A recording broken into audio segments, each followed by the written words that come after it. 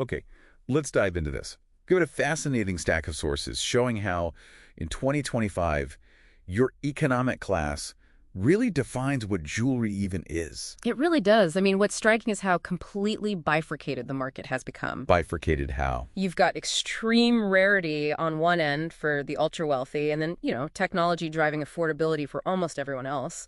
The real metric now is the intent behind the purchase. And you see that split right at the top with the billionaires. It's Wrong. all stealth wealth. Right. They're actively avoiding anything with a big, flashy logo. The sources show they're focused almost entirely on capital preservation. We're talking about investment gems. Exactly.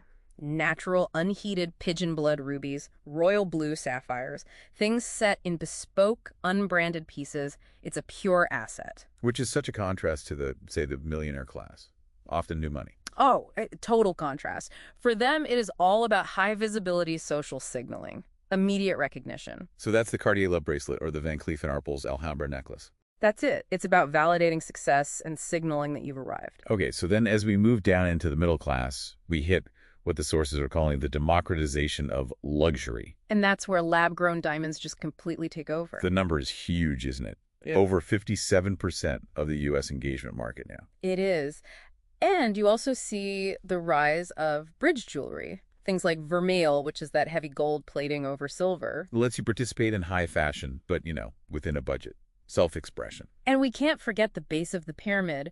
For the poor, especially in South Asia and the Middle East, a small piece of 22-karat gold isn't really jewelry. It's an emergency asset. It's a liquid, portable bank account when there's nothing else. Okay, so this is where it gets really tricky. The financial showdown between natural and lab-grown diamonds. Right. The common wisdom is that the lab-grown option is, well, obviously the better financial choice because it's so much cheaper. But is it? Well, that's where you have to look at the resale reality. The numbers from late 2025 are pretty stark. Okay, give us the breakdown. So a good quality 1-carat natural diamond might be, say, $5,000 retail, the lab equivalent. Maybe $800. A massive difference up front. A huge difference. But the natural stone holds 50 to 70% of its value. The lab-grown stone, because production costs keep falling, only holds 10 to 30%. Wow. Okay, so if you lose potentially 90% of its value, why hasn't the middle-class buyer just abandoned it? It's because of what one analyst calls the absolute loss paradox. It sounds counterintuitive. Go on. While the percentage loss is terrible for lab-grown, the actual dollar loss is much smaller. You might lose, say, $2,500 on that natural diamond, Right. but you might only lose $600 on the lab-grown one. So for that buyer, it's just a sunk cost. It's an emotional purchase, not a failed investment. That is a profound psychological shift, and it explains the luxury counter trend. Exactly. The ultra-wealthy are now doubling down on natural diamonds because lab has become so common. They're rebranding them as heritage assets to create distance. And what about the metal itself? Gold has been on a tear. A critical point. Gold hit record highs, over 3,000 an ounce in 2025. For a lot of these lab diamond rings, the gold setting is now the actual performing asset in the piece.